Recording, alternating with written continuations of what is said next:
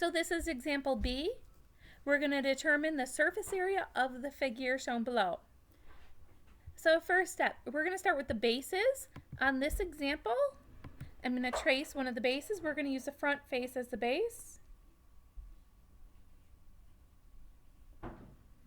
And again, on the back of the figure, there's an identical face to that face right there that I just traced. So let me erase the arrow. So there's two bases of that size on this figure.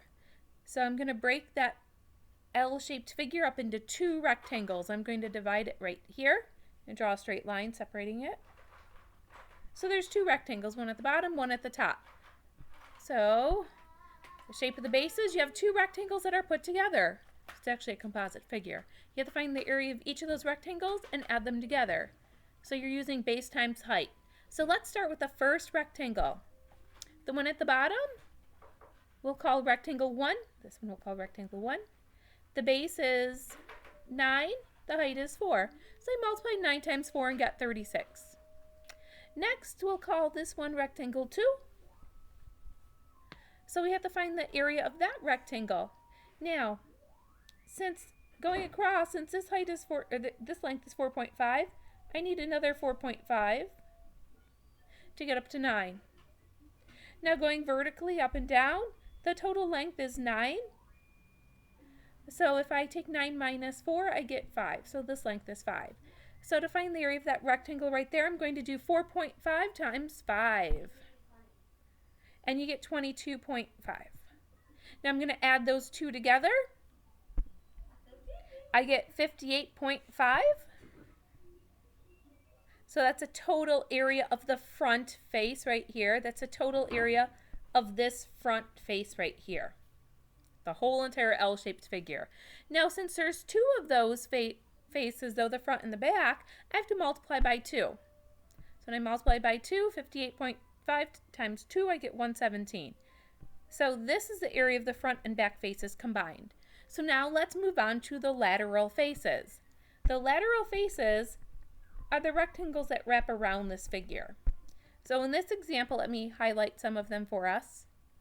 This rectangular face, this one, the one on the side here that we can't see, this one, the one over here that we can't see, and the one on the bottom that we can't see. Now there's different ways to go through and find the areas of those faces. You could do each one individually and do base times height, and then add all of them together. An alternative to that is you could go through and find the perimeter of the base and then multiply by the height of the figure. So that's the method I'm actually going to use here. To get the perimeter, what I'm going to do is trace the shape. So I have a 9, I have a 4, a 4.5, a 5, a 4.5, and a 9. I'm going to add those values together. So the perimeter of the base, I have 9 plus 4 plus 4.5 plus 5 plus 4.5 and 9. I get 36 for the perimeter. And again, all I did there was find the perimeter of that base. I went all the way around and traced it. So now we're going to multiply by the height of the figure. The height of the figure is found right here. The height is 4. So we're going to take that 36 and multiply by 4. Oops. So multiply the height of the figure by the height of the figure. 36 by 4 is 144. So we're going to take this 144 and add it to 117. Again, this top number right here represents the area of the front and the back face.